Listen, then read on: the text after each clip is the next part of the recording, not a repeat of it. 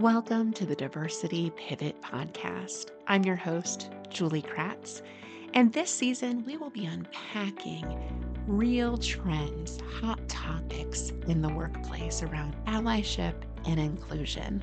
Our goal is that each week you leave with tangible tools, information, practical strategies that you can take back to allies at your organization.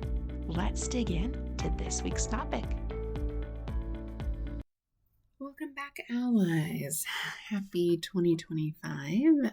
As we start the year, it is a particularly grim situation, as it may seem, in our news headlines with diversity, equity, inclusion programs from a legislative perspective.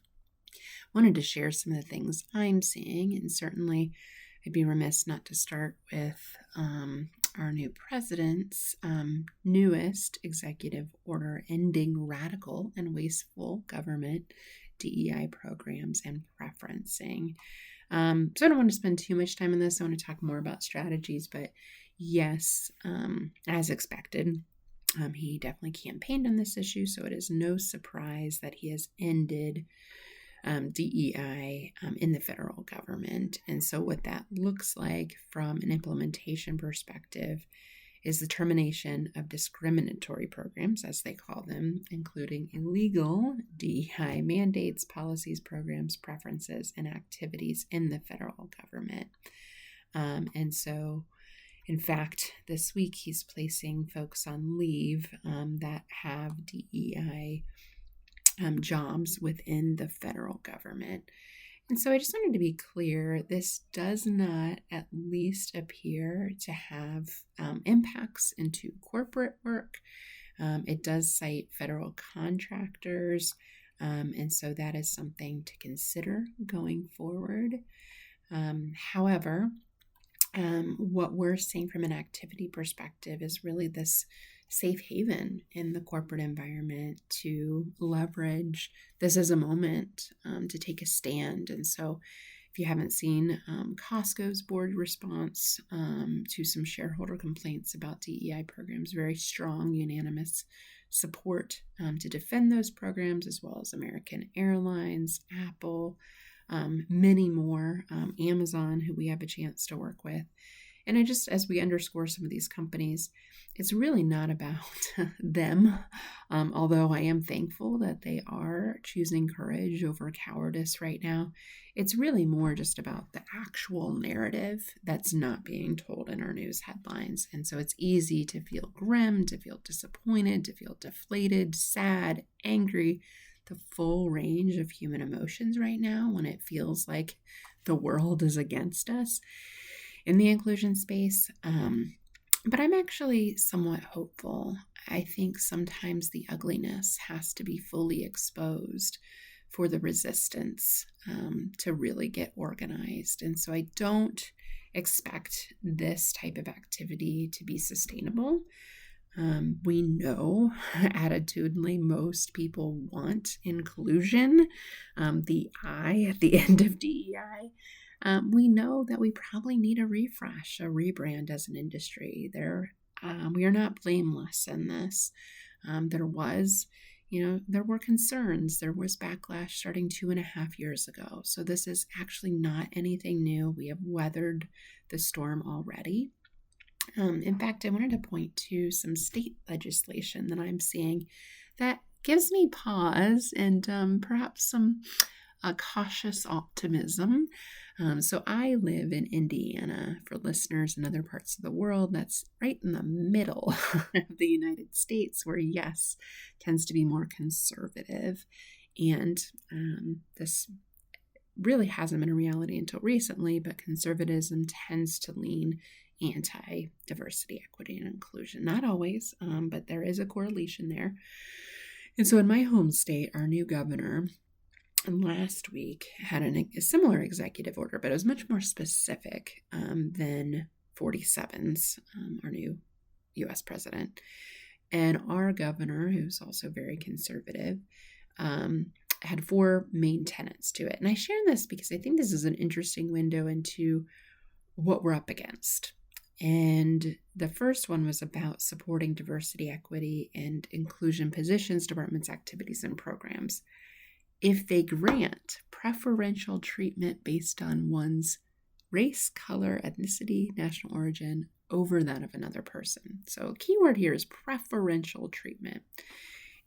I'm not clear on this. To my knowledge, as a practitioner for 10 years, DEI was never about preferential treatment. Things like quotas or mandates that really can trigger a zero-sum game. It's about broadening the pool of talent, eliminating bias in our systems that tend to actually have preferential treatment for more dominant group members. So that's actually welcoming to me. If we want to get rid of preferential treatment, that would be a delight. That is what I see DEI work intending to do. 2, require any person to participate in training, instruction, procedures, or programming that endorse this preferential treatment. Again, race, color, ethnicity, etc. I'm not aware of training being mandatory, aside from maybe sexual harassment compliance training. I think bias training, unfortunately, has been mandate. That has never been a principle that I have endorsed. We know that mandatory training, required training, can absolutely exacerbate a backlash effect.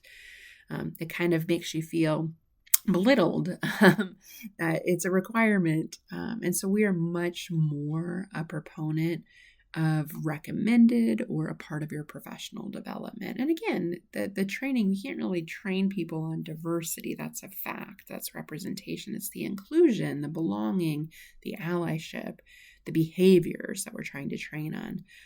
Equity is about systems. And so while bias training might help alleviate the systems challenge, really it's focused on inclusion. So if we need to call it inclusion training, I'm absolutely okay with that. That's, in my opinion, what it's always been. 3, halfway there, requiring applicants for employment to provide a statement requiring DEI or providing an applicant for employment preferential treatment for such statement. I have never been a part of anything like this. I am not sure where this is occurring, so allies alert me if this is something that's critical to employment decisions. Hiring statements, I think are great, maybe as a signal of someone's values overall, but requiring them specifically for DEI is not something I've recommended or actually seen before. This is, again, about broadening the talent pool, hiring based on objective criteria. DEI is not about proclamations or statements. That's actually quite the contrary. That's kind of what's gotten us into this mess with the 2020 donations, statements, proclamations that really, as we can see, didn't have a lot of substantiated action behind them. 4th, mandate any person to disclose their pronouns. This is my personal favorite. DEI has absolutely never been a part of forcing people to share their pronouns. That's absolutely a personal choice. I would never advocate for that, especially those in the transgender community, especially those that are non-binary, can very much put an unnecessary spotlight on their identity that's already quite marginalized. So when I look at this list, one, my initial thought is this is not what DEI is. I would love it if lawmakers took a closer look at what it is before making these decisions. In fact, our diversity, equity, and inclusion department, they had already, really led with inclusion, has been eliminated, but it was an empty office. They already knew the campaign was on that, so it really was not terminated by the new governor. It was already not there. And the work will still be there. The awareness, the acceptance, the education will still have a legacy, and I suspect will be revisited in the near future. One other important point, and I find this just absolutely humorous, because we need to find some humor nowadays. They are rebranding at our state level DEI to MEI, Merit, Excellence, and Intelligence. So I'll just let you sit with that one. I am not going to be using the acronym ME. It is very reflective of the spirit of the backlash. It's about me. People tend to be very focused on them and how this is affecting them. And we're all a little selfish creatures. However, DEI was always meant to be for everyone. And if we need to pivot to inclusion, belonging, culture, that's okay for now, right? We're figuring things out, how to keep doing the work. The words are less important. The work is what we need to continue to focus on, allies. So I wish I had more optimism other than we will forge ahead. These laws, in my opinion, do not have effects into our corporate work that is so critical and important. At a state and federal government level, perhaps there will be a withdrawal, but we will keep resisting. We will keep educating ourselves. We will keep sharing what DEI really is, because it is for everyone. Thank you for listening to the Diversity Pivot podcast. My hope is that you walked away with a tangible tool, insight, or information that you can share with other allies on the journey. If you liked this week's episode, please leave us a review. Your feedback means a tremendous amount to us. We'll be back next week with another hot topic. Thank you, allies.